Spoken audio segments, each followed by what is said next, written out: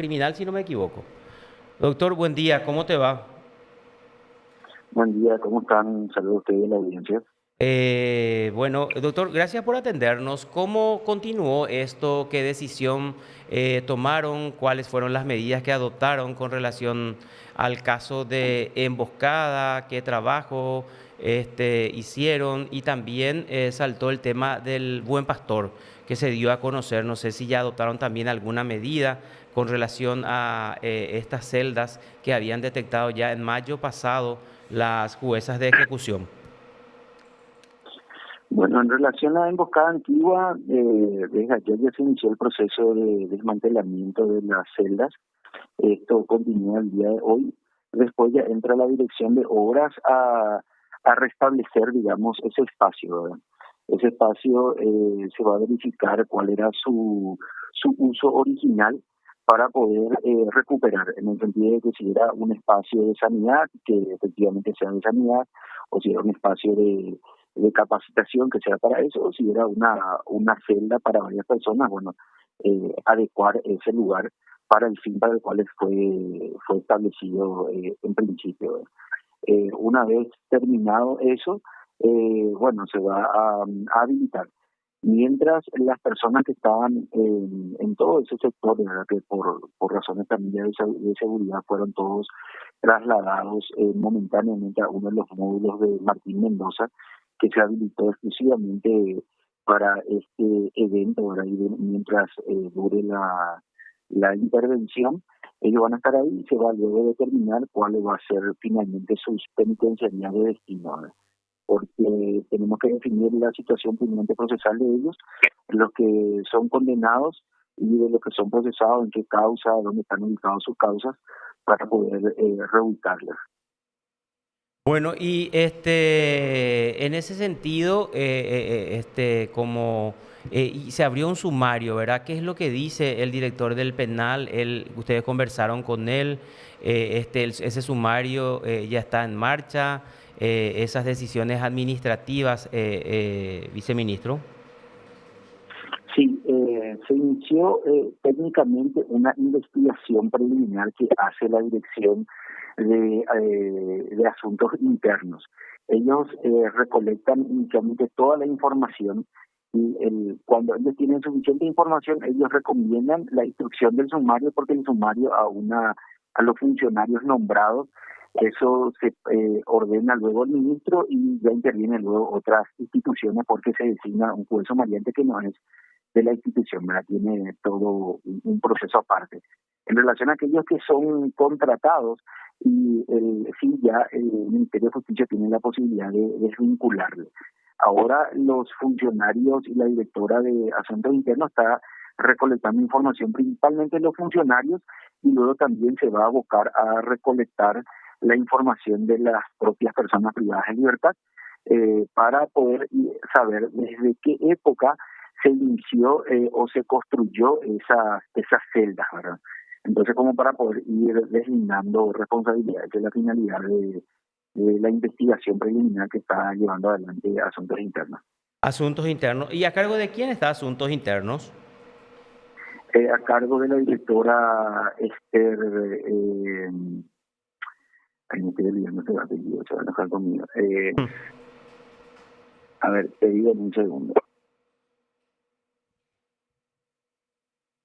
Esther Escurra Esther es Escura. la directora, sí, a cargo de la Dirección de Asuntos Internos. Bueno, y la otra pregunta que la gente se estaba haciendo es, ¿ustedes como institución, como ministerio, no tienen una manera o una forma de detectar esto, viceministro? Justamente no es esa dirección de asuntos internos la que se encarga de o es otra dependencia de inteligencia, algo así, la que se encarga de hacer ese control y ese monitoreo de las instituciones penitenciarias. Bueno, técnicamente la Dirección General de Inspectoría es la que tiene la competencia de realizar. Lo único que del enorme catálogo de debilidades que se tiene en el sistema se establecen prioridades. Una de esas principales prioridades de inspectoría es el tema alimentos. Verificar de que en las intendencias estén efectivamente la cantidad de alimentos recibidos, de que no haya fuga, de que eso sea debidamente utilizado. Precisamente una de esas cuestiones fue la mencionada en el informe de la Corte que pusieron en relación al buen pastor, ¿verdad? Porque allí se mencionó de que la alimentación que estaba destinada para las personas privadas de libertad también estaba siendo utilizado para alimentar a los agentes penitenciarios.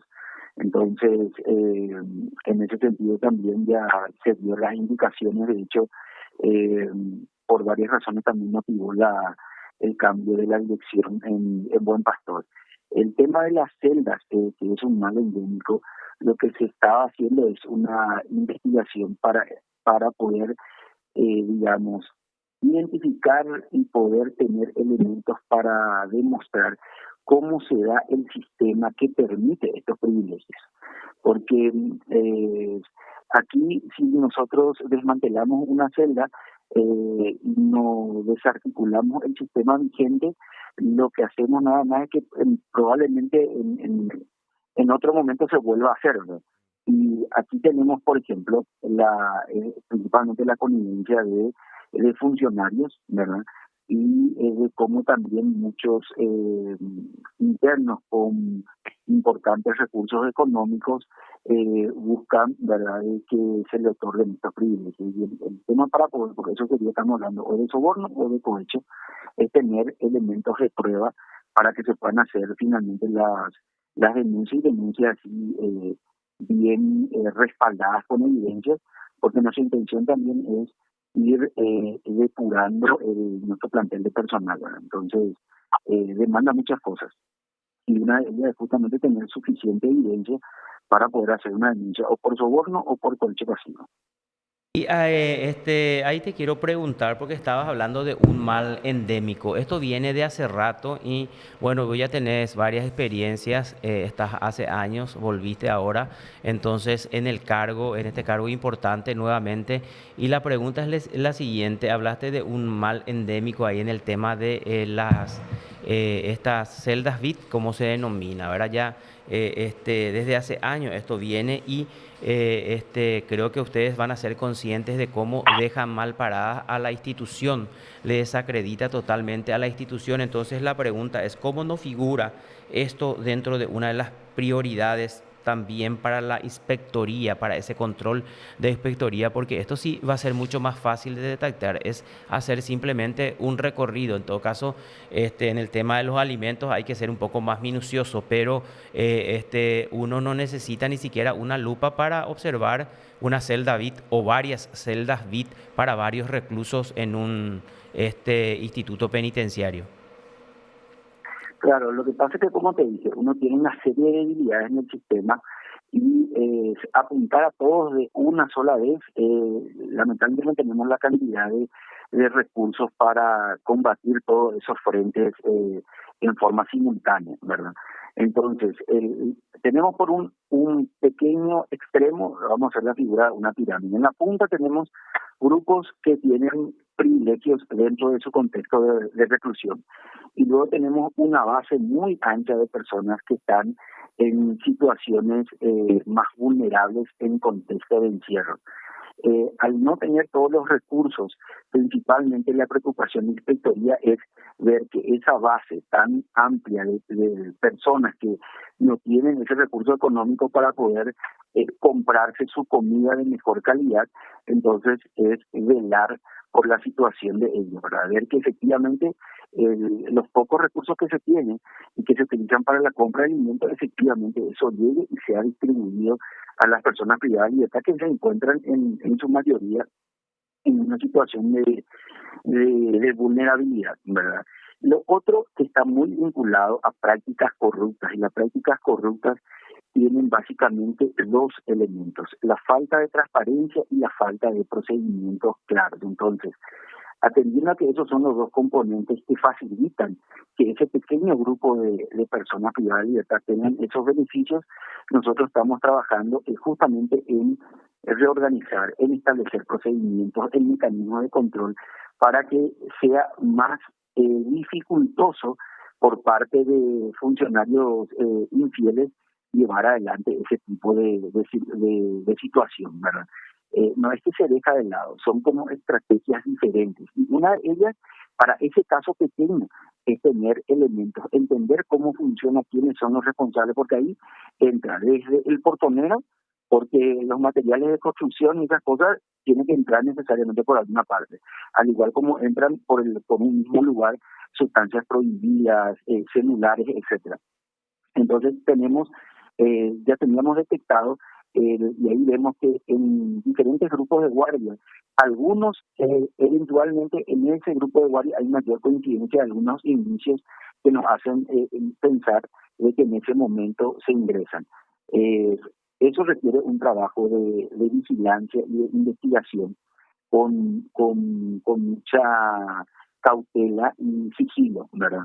Entonces, esa es la parte donde se estaba buscando trabajar para poder abordar. En otros casos se detectó y fue más rápida la acción, en otros más complejos porque la situación de emboscada antigua en particular eh, se vio, digamos, modificada luego del operativo Venerati porque varias de las personas de Tacumbú fueron trasladadas, incluso también funcionarios de Tacumbú fueron a trabajar también en emboscada antigua. Entonces ahí es como que vimos que se estaba replicando un sistema y bueno, eso, o sea, la tarea ahí en ese sentido es bastante más compleja. Las acciones que se llevaron a cabo desde ayer eran acciones también ya previstas, pero una vez que nosotros tengamos todos esos elementos para poder tener elementos para hacer una denuncia concreta ya, sobre todo el esquema, ¿verdad?, vigente. Y bueno, se hizo el traslado, ahora se está desmantelando todo eso. Y bueno, vamos a continuar, porque nuestro objetivo es establecer un nuevo modelo de gestión y organización que nos permita un mejor control para evitar o al menos reducir este tipo de prácticas, ¿verdad? Porque lo que no queremos es establecer desigualdades. Por eso, para darte el ejemplo, la contracara, digamos, en Minga, desde la vestimenta hay una cuestión de igualdad para que todos puedan acceder. Ahí no va a haber la oportunidad de que algunos tengan mayor privilegio que otros, y en eso está, esa es la tarea principal y eso tenemos que sostenerlo luego en el tiempo, ¿verdad? Así mismo es, pero yo reitero, tiene que funcionar ese control previo, o sea, en todo caso, la dirección de inspectoría para prevenir ese tipo de situación, porque golpea enormemente a la institución y a sus autoridades, ¿verdad? Porque ¿qué es lo que piensa uno? Entonces va en orden, digamos, de prelación el director y después del director está el director de institutos penitenciarios. Creo que después en esa ya está usted y está el Claro. ministro. Entonces uno como ciudadano puede sospechar, esto es una cadena, continúa este método, este sistema de recaudación, porque incluso algunos afirmaron que estaban pagando. Entonces yo como ciudadano común voy a decir, yo no creo que solamente esto haya quedado para el director, tuvo que haber ido más allá al director general de institutos penitenciarios, puedo sospechar al viceministro, al ministro. Entonces la gente ya crea, o sea, ya genera estas conjeturas y estas sospechas que son sustentables, por cierto, ante tanta evidencia, ¿verdad? Coincide totalmente contigo y realmente toda la sospecha que pueda tener la ciudadanía, te diré que en relación a nuestra institución pueden ser sospechas bastante válidas. Y sí, coincido que en ese sentido comunicacional, sí, se tiene que hacer más comunicación en relación a las acciones justamente de las celdas VIP, aunque en términos de afectación, ahí estamos nosotros atacando un pequeño grupo de privilegiados, pero lo que no queremos tampoco nosotros descuidar es la gran masa de vulnerables y de personas que no tienen esa posibilidad de tener acceso a un espacio mínimamente digno y a alimentación mínimamente digna. En eso Ahora, sí, coincido totalmente. Ahora, con relación al Buen Pastor, ¿qué medidas se adoptaron? Ese informe ustedes ya obtuvieron en el mes de abril. Sí, ¿Ahí se le separó a la directora o ella siguió en el cargo, sigue hasta ahora? ¿O no, cuáles fueron las medidas tomadas en ese caso? Bueno, ahí varias fueron las medidas. El tema que se mencionó la tina, eso se sacó, realmente era una tina vieja aparentemente de la propia edificación porque ahí era una casa, o sea, buen pastor no considera que era una casa. Se vio el tema de la sanidad que también se mencionó, se verificó eso con salud penitenciaria, que efectivamente la provisión estaba ahí de todos los medicamentos. El tema alimentos, eso también se bajó línea porque los agentes penitenciarios tienen una asignación aparte justamente para alimentos. Después hubo, no solamente en relación a ese informe, sino otras cuestiones que motivaron luego el cambio de la directora y de la jefa de seguridad.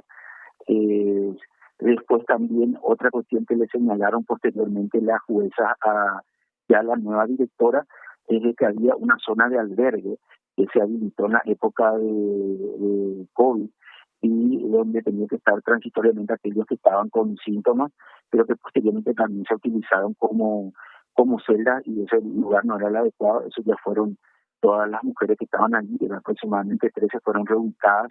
La directora actual está haciendo un reordenamiento interno, ¿verdad? Estableciendo ya un lugar para las personas que tienen problemas de adicción, buscando separar también a las mujeres condenadas. Está buscando ordenar en la medida en que puede, dadas las limitaciones que presenta la propia infraestructura, ¿verdad? ¿Y Así que en ese esas sentido celdas fueron se tomaron. desmanteladas también o no, viceministro?